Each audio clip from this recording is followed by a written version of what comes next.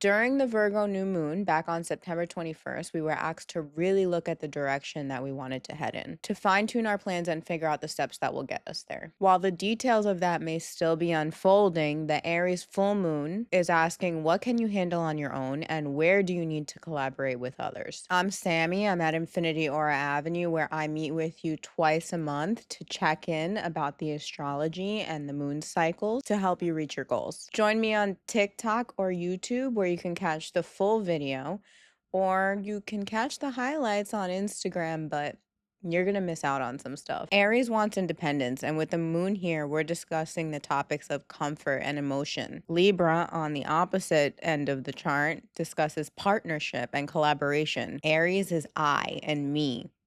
Libra is we and us. So we're looking at finding the balance between independence and collaboration. Where do you need to be bold and do things by yourself?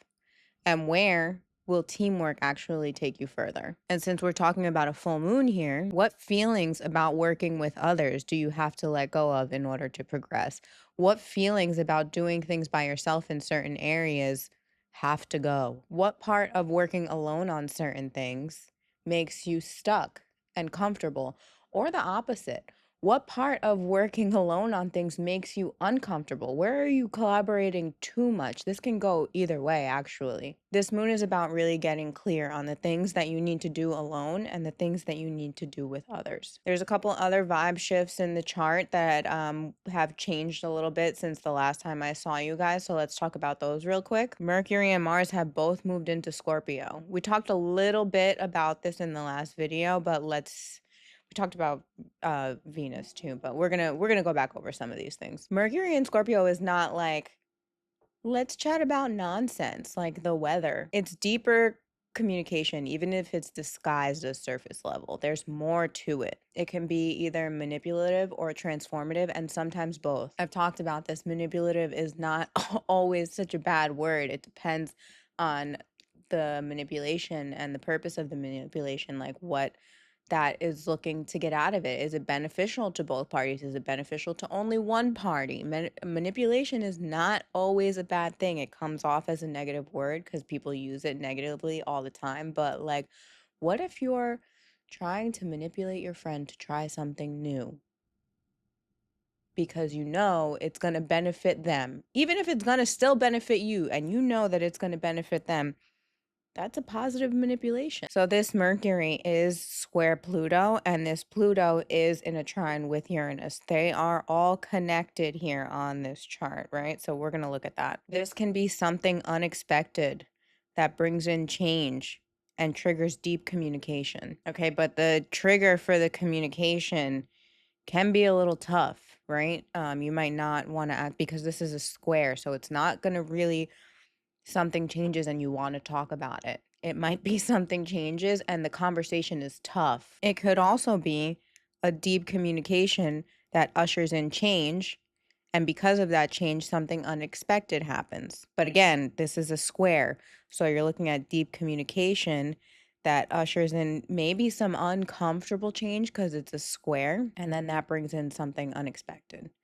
The issue is here with the square is if you're not allowing the change to trigger the communication, or if you're not allowing the communication to trigger the change, that's where the square comes in, right? Because it's difficult, so you might avoid it. And if you avoid it, you're blocking some energy that might need to be moving something around here. Squares are just tougher transits, but the tougher transits will bring in more progress. We've talked about this before. Or you may just decide that you need to change. You have to do something differently. And because of that, it brings in some change, right? And you have to have some kind of tough conversation about it. This is all working together. It's going to manifest differently for everybody, but that's the general idea, if you can see how these planets are working together or challenging each other. But like I said, Mars has moved into Scorpio. I told you guys that I was really looking forward to this. This is very good energy for actually getting things done. Mars in Scorpio is very much real G's move in silence like lasagna.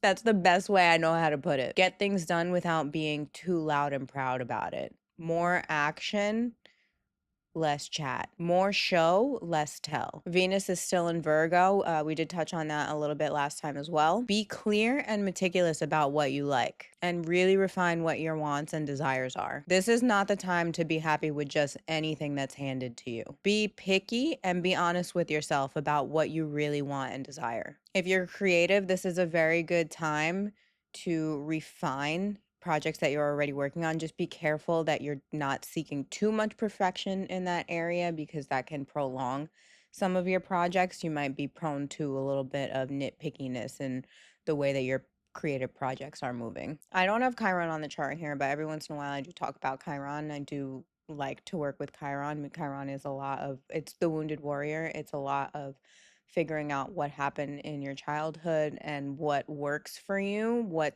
gifts that brought you, and how it also hinders you. So, I do want to stress that when you are communicating, you do need to be aware of any childhood triggers that might be affected by deep communication. Like I said, I don't have Chiron on the board, so I'm not going to show you why I see that, but like just when you're having these deep Scorpio Mercury conversations, they're not surface level. Be aware of how those conversations might trigger you. On October 21st, we'll look at the new moon in Libra, and we're going to look a little bit more on how to manifest those connections that you need to get to the next level. So, right now, it's more about organizing and seeing, okay, I can do this by myself, and I work well when I do this by myself. Where do I need to collaborate with other people? What areas, right? And then later, it's going to be what kind of people do I need for this kind of thing?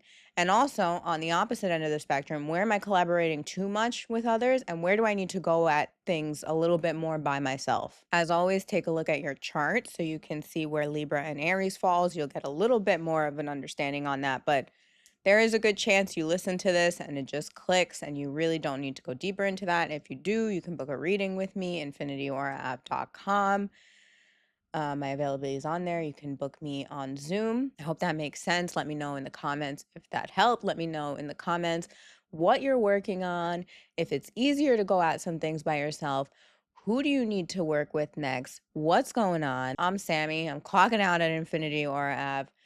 I got some vlogging coming up on my personal page. If you follow me over there, Sammy doing stuff. I just do stuff, as do most of us. In my next vlog, I pick up some amulets for the retail in Infinity or Ave. Like, as you guys know, I'm working on the retail in here. I am in the retail room. I'm going to be getting some jewelry displays. I'm going to be getting some clothing displays because, you know, I make my own merch in the craft room. Like, comment, share, subscribe, and don't be so hard on yourself. Ask for help if you need it. That's what this moon's about. And with that, I will see you next time. Bye.